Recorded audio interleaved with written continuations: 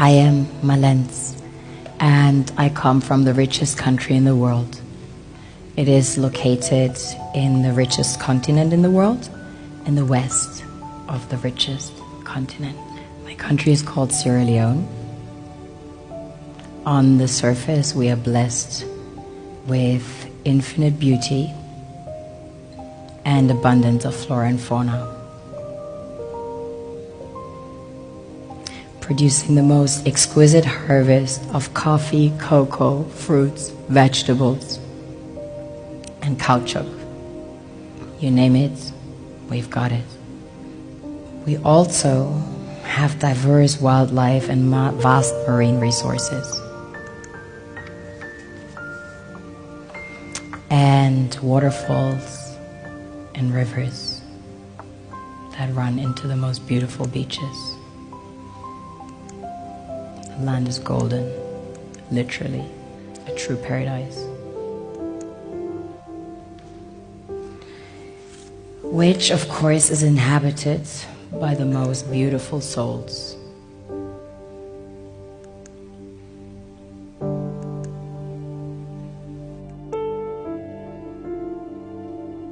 We have a very strong cultural heritage. In fact, Sierra Leone had the first sub-Saharan university.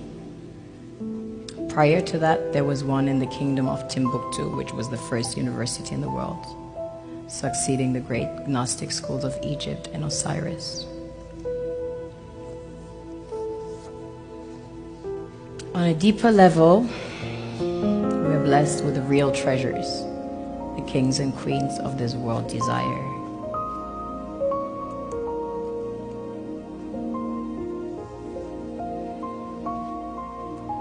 This was the largest alluvial diamond ever found. It weighs almost 1,000 carats, 969 to be precise. This beauty was found by an old lady in her backyard about 2 years ago, 125 carats. Some people mine gold in their backyards. That's quite common. Besides gold and diamonds, we have about 20 precious minerals that have been discovered as of today. We recently started extracting huge petroleum reserves that have been discovered. We have platinum, ilmenite to make titanium, rutile to coat jets, iron ore, the largest iron ore deposits in Africa, the third largest in the world. Tantalite, also known as coltan, used in your mobile phones and computers. Bauxite for aluminium production. Zinc, chrome ore, copper, coal, phosphates, potassium, salt, lead, granite, asbestos, nickel, zircon. Furthermore, we have exquisite timber like mahogany, antique, and we have the most beautiful stamps in the world. Of course, the West needs Africa's resources most desperately to power airplanes, cell phones, computers, and engines. And the gold and diamonds, of course, a status symbol to determine their powers by their core and to give value to their currencies. One thing that keeps me puzzled, despite having studied finance and economics at the world's best universities, the following question remains unanswered. Why is it that 5,000 units of our currency is worth 1 unit of your currency, where we are the ones with the actual gold reserves? It's quite evident that the aid is in fact not coming from the West to Africa, but from Africa to the Western world.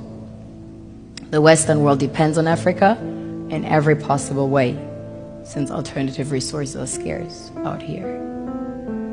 So how does the West ensure that the free aid keeps coming? By systematically destabilizing the wealthiest African nations and their systems, and all that backed by huge PR campaigns, leaving the entire world under the impression that Africa is poor and dying and merely surviving on the mercy of the West. Well done. Oxfam, UNICEF, Red Cross, Life Aid, and all the other organizations that continuously run multi-million-dollar advertisement campaigns depicting charity porn to sustain that image of Africa globally. Ad campaigns paid for by innocent people under the impression to help with their donations. While one hand gives under the flashing lights of cameras, the other takes in the shadows. We all know the dollar is worthless, while the euro is merely charged with German intellect and technology, and maybe some Italian pasta. How can one expect donations from nations that have so little? It's super sweet of you to come with your colored paper in exchange for our gold and diamonds. But instead, you should come empty-handed, filled with integrity and honor. We want to share with you our wealth and invite you to share with us. The perception is that a healthy and striving Africa would not disperse its resources as freely and cheaply, which is logical. Of course, it would instead sell its resources at world market prices, which in turn would destabilize and weaken Western economies, established on the post-colonial free meal system. Last year, the IMF reports that 6 out of 10 of the world's fastest growing economies are in Africa, measured by their GDP growth. The French Treasury, for example, is receiving about $500 billion year in, year out. Foreign exchange reserves from African countries based on colonial debt they forced them to pay. Former French President Jacques Chirac stated in an interview recently that we have to be honest and acknowledge that a big part of the money in our banks comes precisely from the exploitation of the African continent. In 2008, he stated that without Africa, France will slide down in the rank of a third world power. This is what happens in the human world, the world we have created. Have you ever wondered how things work in nature?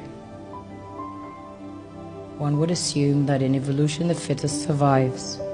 However, in nature, any species that is overhunting, overexploiting the resources they depend on as nourishment, natural selection would sooner or later take the predator out because it offsets the balance.